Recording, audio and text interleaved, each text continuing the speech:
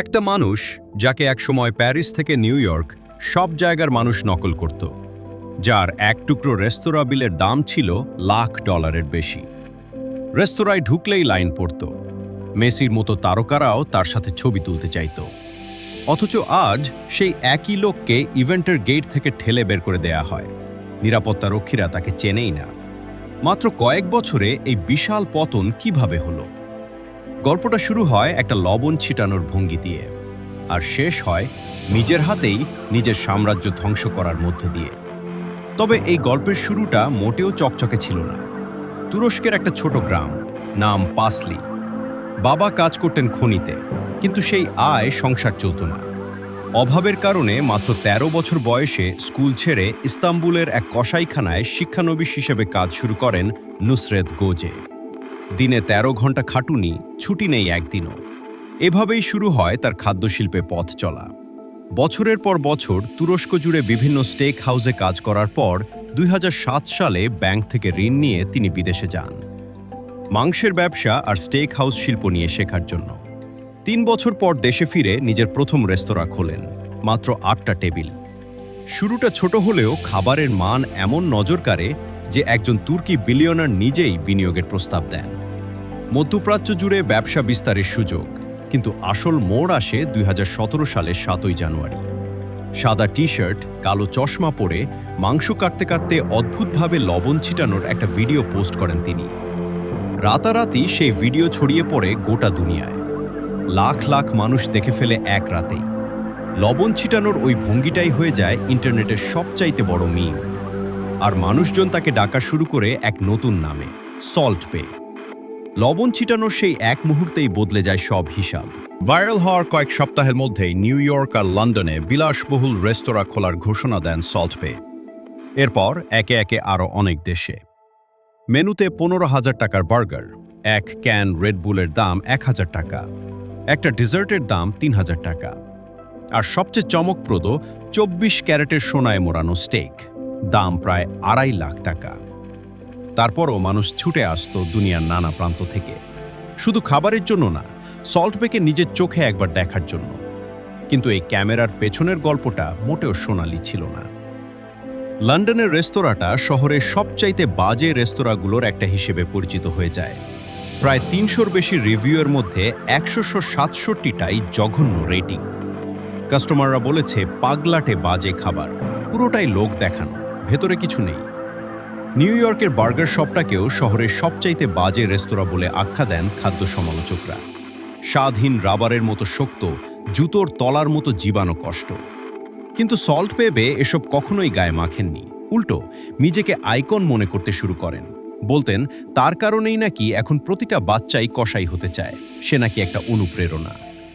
খাবারের মান, কাস্টমারের অভিজ্ঞতা সব পেছনে পড়ে যায়, সামনে থাকে শুধু পারফরম্যান্স আর ক্যামেরা।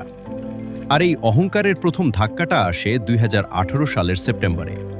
কাস্টমারদেরকে চমকে দিতে গিয়ে একটা আগুনের স্ট্যান্ড নিয়ন্ত্রণ হারিয়ে ফেলে। ৪ জন মানুষ আহত হন, যার মধ্যে একজন বিদেশি। ইনফ্লুয়েন্সারের শরীরের একটা বড় অংশ পুড়ে যায়, মাসের পর মাস তাকে হাসপাতালে কাটাতে হয়। অথচ সল্ট বে মুখে এ বিষয়ে একটা শব্দও শোনা যায়নি, যেন কিছুই হয়নি।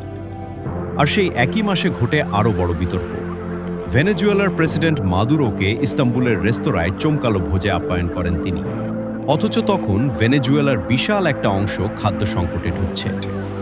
ভাবুন, যে দেশের মানুষ একবেলা খাবারের জন্য লড়ছে, সেই দেশের প্রেসিডেন্টকে সোনায় মোড়ানো স্টেক খাওয়ানো হচ্ছে গর্ব করে ভিডিও পোস্ট করে।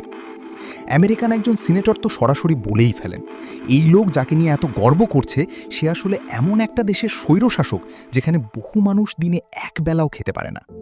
বিক্ষোভ ছড়িয়ে পড়ে একের পর এক শহরে। কিন্তু সল্ট বের জন্য পারফরম্যান্সটাই সবসময় বড়।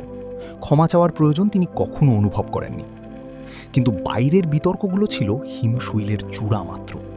রান্নাঘরের দরজার আড়ালে লুকিয়েছিল আরও ভয়ঙ্কর এক বাস্তবতা।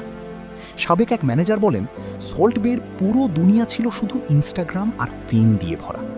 নিজেকে সে একরকম ঈশ্বরতুল্য মনে করতে শুরু করে দিয়েছিল। একটা গ্লাস ভাঙলে বা ভুল রঙের শার্ট পরলেই চাকরি চলে যেত।